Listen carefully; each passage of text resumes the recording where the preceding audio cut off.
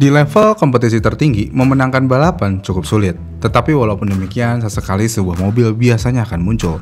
Yang mana mobil ini biasanya benar-benar bisa menghancurkan lawannya berkeping-keping dan hampir selalu memenangkan balapan. Maka dari itu di video ini kita akan membahas 7 mobil paling mendominasi yang pernah ada. Mobil ini bisa dikatakan hampir selalu memenangkan balapan selama puncak dominasinya. Mobil ini adalah BMW 30 M3 pertama dan paling mendominasi sepanjang masa. Kemudian selain meraih gelar kejuaraan dunia Touring Car, mobil ini juga memiliki 2 gelar Eropa, 2 Jerman, 4 Inggris, 6 Italia, 6 Australia, dan 7 kejuaraan kelas Jepang. Sangat luar biasa.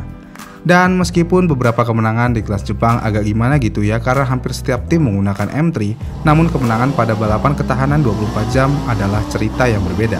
Karena E30 berhasil memenangkan 5 kali kejuaraan ketahanan dunia di Nürburgring dan 4 kali di Spa. Bahkan mobil ini memenangkan rally di Korsika.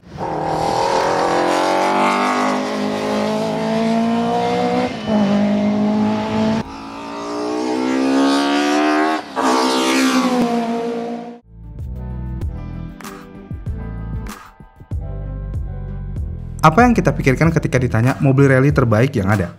Audi Quattro, Lancer Evolution, atau Impreza? Secara statistik, jawabannya adalah Volkswagen Polo. Jadi sejak pertama kali debut, VW Polo terus memenangkan rally tahun demi tahun. Dari 152 balapan yang diikutinya, Polo memenangkan 143, dengan pembalapnya yang berhasil naik podium sebanyak 87 kali. Meskipun Polo tidak bertahan lama seperti kebanyakan mobil rally, namun dalam 4 tahun dominasinya, Polo meraih gelar pembalap dan konstruktor setiap tahunnya. Namun penting untuk dicatat bahwa rally seringkali lebih dipengaruhi oleh siapa yang mengemudi daripada mobil itu sendiri. Dan Sebastian Ogier adalah kekuatan di balik keberhasilan Polo.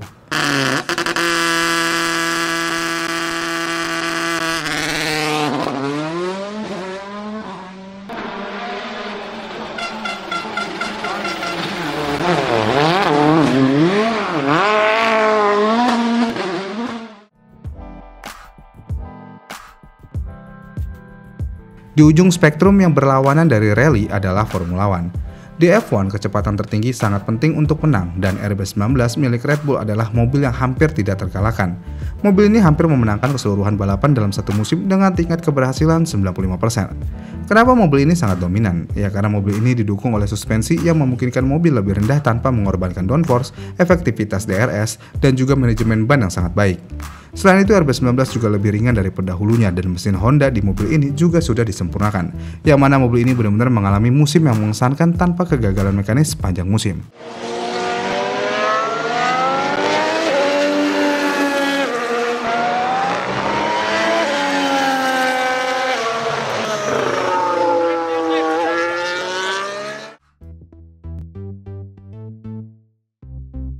Lebih dari 100 tahun yang lalu, balapan hanyalah untuk sekelompok orang yang datang dengan mobil mereka untuk melihat siapa yang paling cepat. Dan aturan juga regulasi sangat sedikit, tidak seperti yang kita tahu sekarang.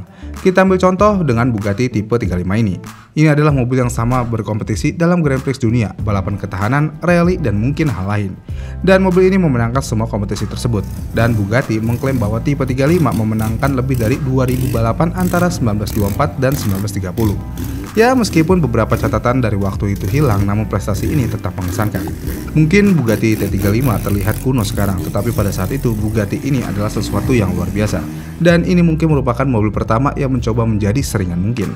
Kenapa bisa jadi paling ringan? Jadi menurut Bugatti, daripada menggunakan mesin straight six 7 liter yang besar seperti Mercedes SSK, Bugatti malah memilih untuk menggunakan mesin supercharged 2,3 liter dan tetap bisa mencapai kecepatan puncak yang sama.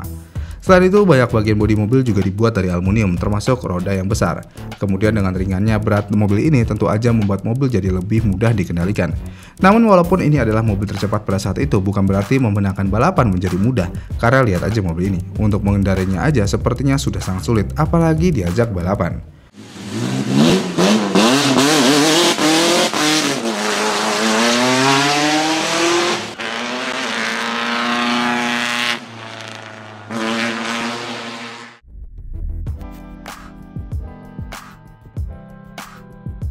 Pada zaman dahulu, hadiah utama di NASCAR bukan hanya sekedar trofi dan hak berbicara, tetapi juga karena produsen bisa memanfaatkan mobil NASCAR mereka ke mobil produksi yang bisa memberikan dorongan besar pada penjualan.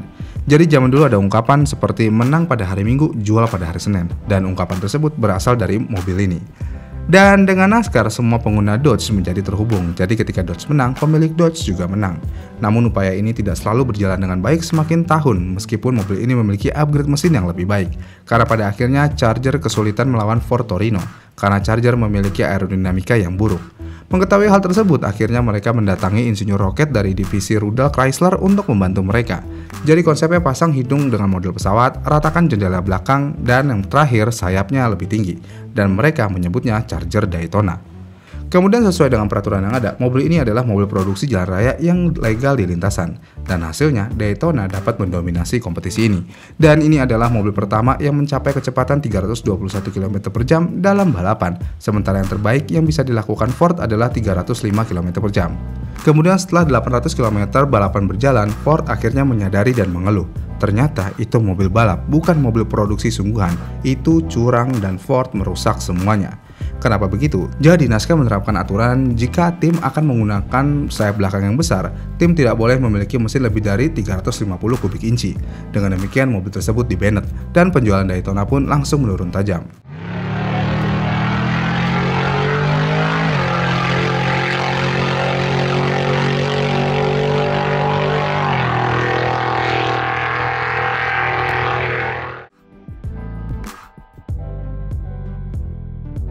Kita tidak bisa berbicara tentang mobil balap tanpa menyebut Porsche, karena Porsche pernah memiliki mobil paling mendominasi, dan mobil tersebut adalah 956. Jadi antara tahun 1982 dan 1987 tidak ada yang menang kecuali mobil ini di Le Mans. Dari 10 besar mobil, 9 adalah Porsche. Untuk mencapai prestasi ini bukanlah masalah keberuntungan, melainkan inovasi di tempat-tempat di mana orang lain tidak tahu caranya. Mobil ini menggunakan gearbox dual clutch, dan dual clutch pertama kali ditemukan di mobil ini. Selain dual clutch, aluminium monocoque juga pertama kali ditemukan di mobil ini, dan ground effect pertama kali juga ditemukan di mobil ini. Dengan demikian, ini mungkin menjadi alasan utama mengapa mobil ini sangat sukses. Dan jika melihat generasi sebelumnya, bentuknya juga cukup mirip dan masih aja dapat menghasilkan 3 kali lipat downforce-nya.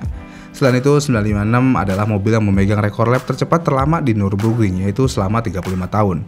Dan pada tahun 2018, akhirnya rekor ini terpecahkan. Dan uniknya yang memecahkan rekor ini adalah cucu dari mobil ini, yaitu Porsche 919 Evo.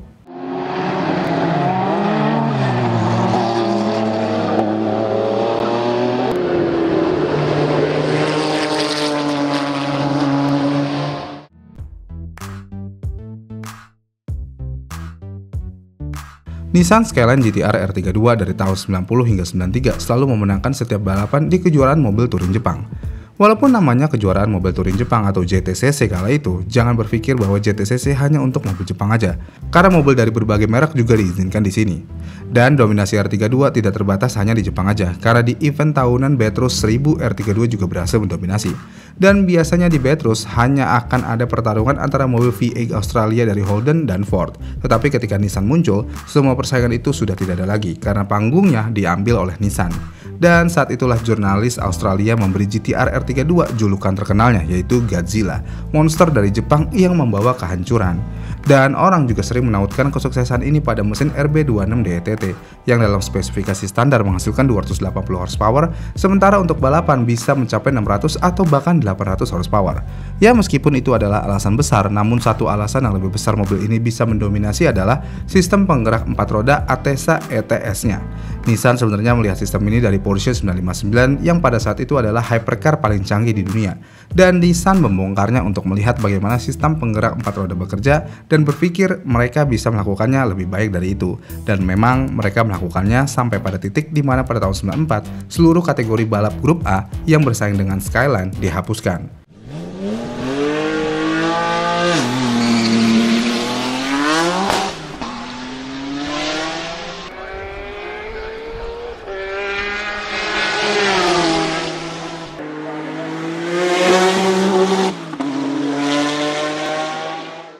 Dan itulah mobil yang paling mendominasi di eranya masing-masing.